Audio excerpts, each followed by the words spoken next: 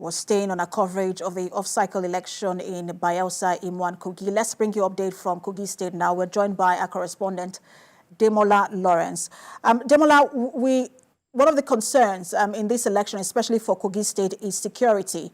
We understand that there was an inter-security media briefing today. What more can you tell us about that? Yeah, there was indeed an inter-security meeting today where, of course, the Deputy Inspector General of Police for Force Intelligence Unit, Abu Sani, presided over that particular meeting with the other sister security agencies.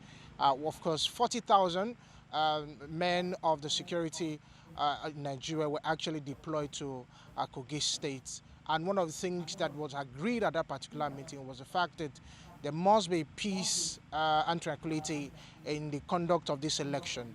Kogi State is one of the flashpoints in this particular election, looking at the history of violence that have happened in the state over the time.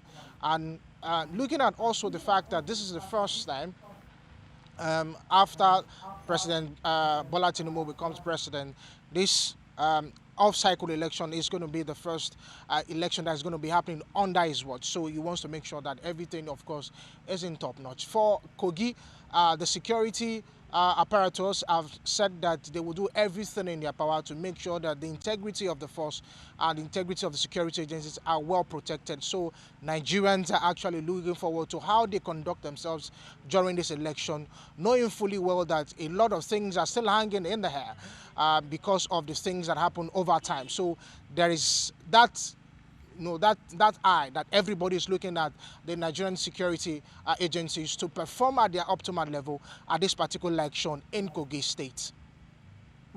And it looks like the strategy here is to split the team into the election security and crime security. Talk to us about that as well. Yeah, the fact is that I think one of the things that is going to happen is that when people are actually going to go out to perform their civic duty on Saturday, one of the things that the security agencies have also said is that people should try and conduct themselves in a manner that is appropriate, so that when anybody tries to raise anything, they can be able to alert the security agencies and that are actually posted to the 239 wards and of course 21 local governments of the state.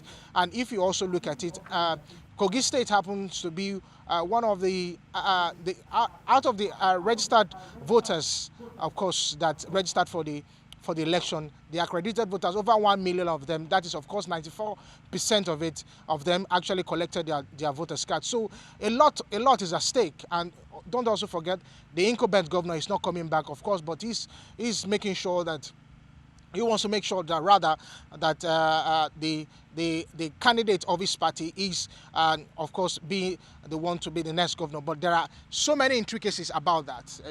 Some persons, some and what Nigerians are hoping for, Ademola, what Nigerians are hoping for is that it is the candidates of the people's choice who will emerge on Saturday. But we're following the process here on TVC, and we'll continue to report things as they happen. Thank you so much, Ademola, for that update. Our correspondent, Ademola Lawrence, live for us in Kogi State.